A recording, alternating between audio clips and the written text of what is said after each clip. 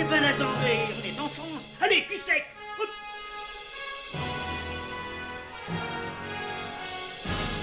Personne ne peut le croire et pourtant c'est vrai, ils existent, ils sont là, Tarnatata.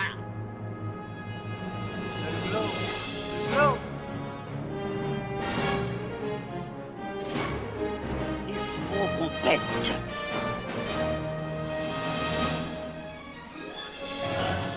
Voyons, circuit branché, correcteur temporel temporisé. Bonjour, bienvenue sur Histoire d'en dire plus. Aujourd'hui, on s'attaque à un film des années 80, War Games. Allez, c'est parti.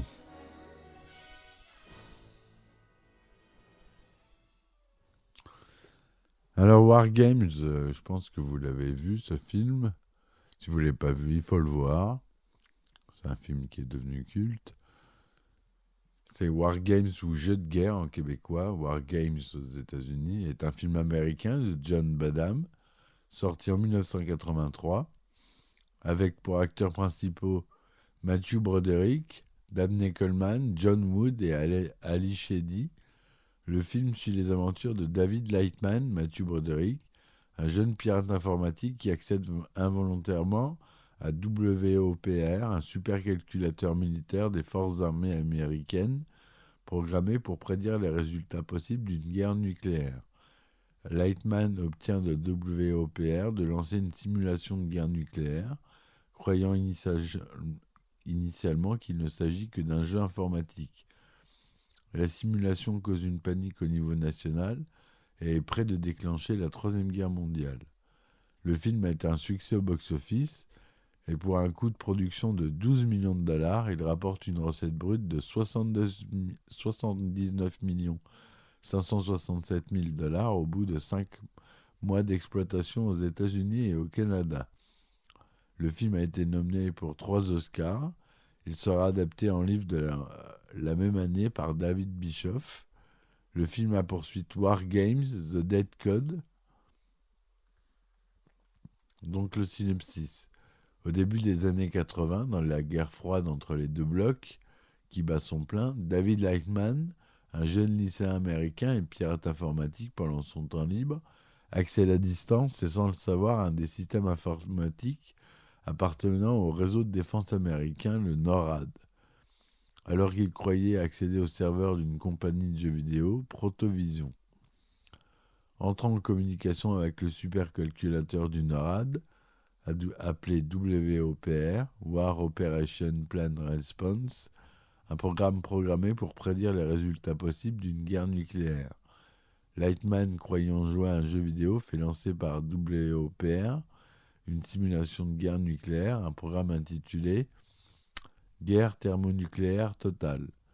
La partie, gérée par l'ordinateur, manque de déclencher une guerre nucléaire au niveau mondial, WOPR ne faisant pas la distinction entre un jeu vidéo et la situation en cours entre les deux blocs, ce qui fait passer le niveau de sécurité de l'armée américaine à DEFCON 1, prélude à la Troisième Guerre mondiale, quand les militaires américains deviennent convaincus d'une attaque surprise de la part des Russes.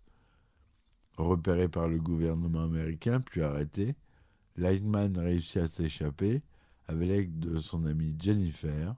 Il cherche ensuite à retrouver le réacteur du WOPR, Stephen Falcon, afin que celui-ci l'aide à arrêter la machine folle. WOPR poursuivant en effet son compte à rebours infernal avant de lancer ses missiles balistiques sur ses cibles du bloc de l'Est. Voilà, ce film, il a eu une suite en 2008 qui s'appelait War Games The Dead Code, qui n'est pas exceptionnel. C'est un film de John Badham. Au scénario, on a Lawrence Lasker et Walter F. Parkers. La durée est de 114 minutes. La production, c'est United Artists et Sherwood Productions. Ça a été distribué par la MGM et Choix Buckler Film en France.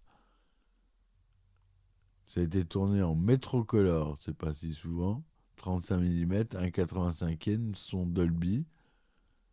J'ai dit qu'il durait 114 minutes. Il est sorti en France le 19 mai 1983 au Festival de Cannes et aux États-Unis le 3 juin 1983 et sinon le 14 décembre en sortie nationale en France de la même année.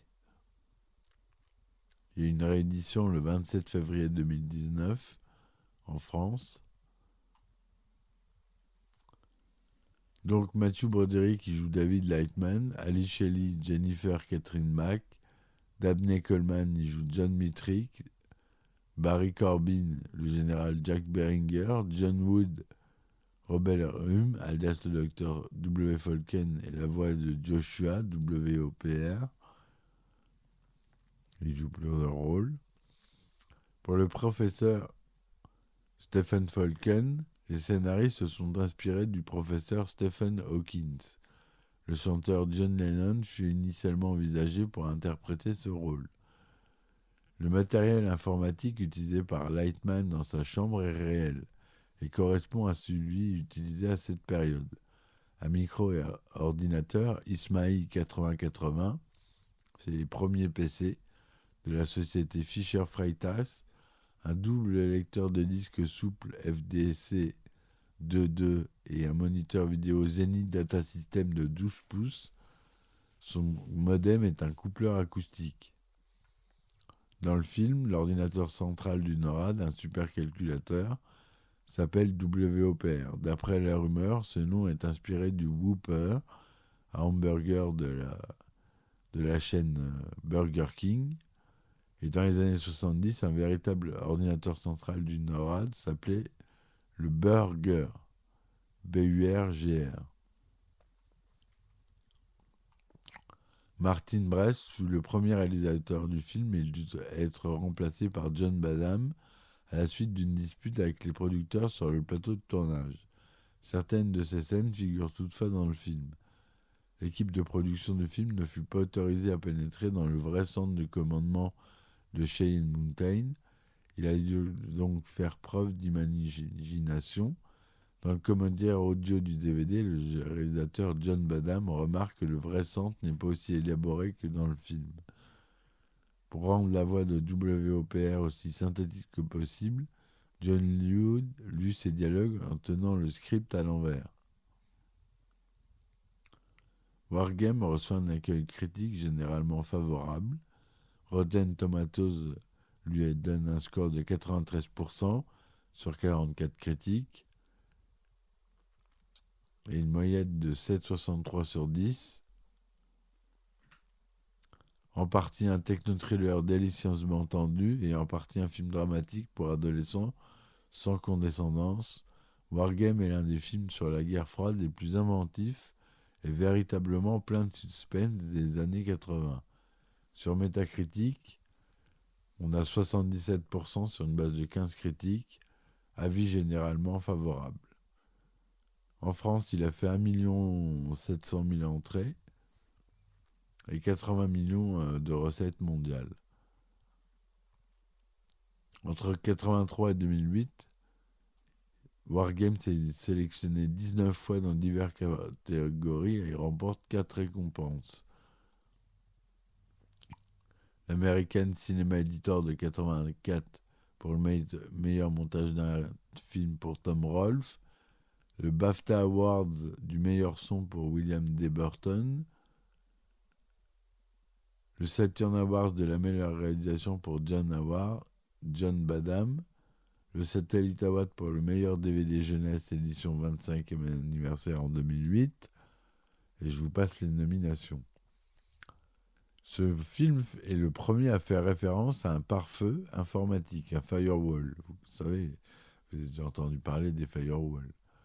Le fonctionnement du supercalculateur WPR est basé sur un apprentissage par renforcement où, tel Joshua dans le film, le fils du professeur Falken, la machine cherche par optimisation mathématique à améliorer le comportement avec l'expérience, ce qui explique la répétition des scénarios de jeux de stratégie envisagés tout au long du film.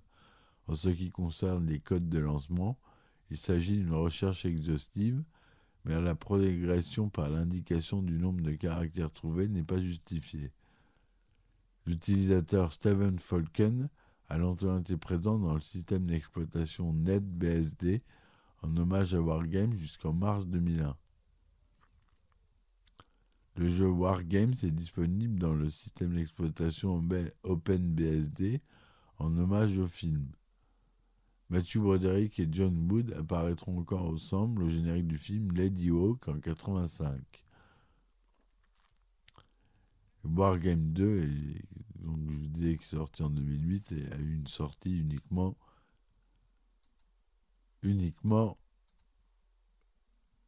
au DVD, pardon.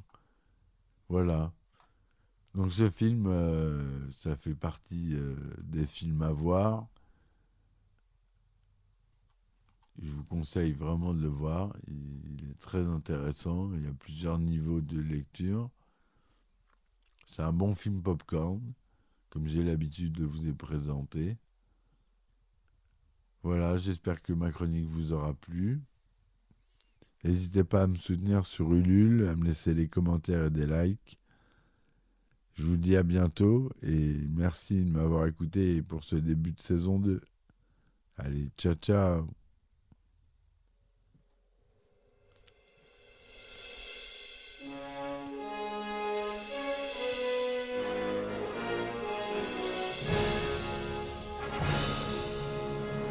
Eh ben attendez, on est en France. Allez, cul sec. Hop.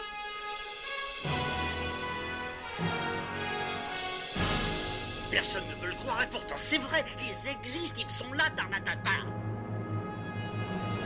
Glow. Glow. Il faut qu'on pète.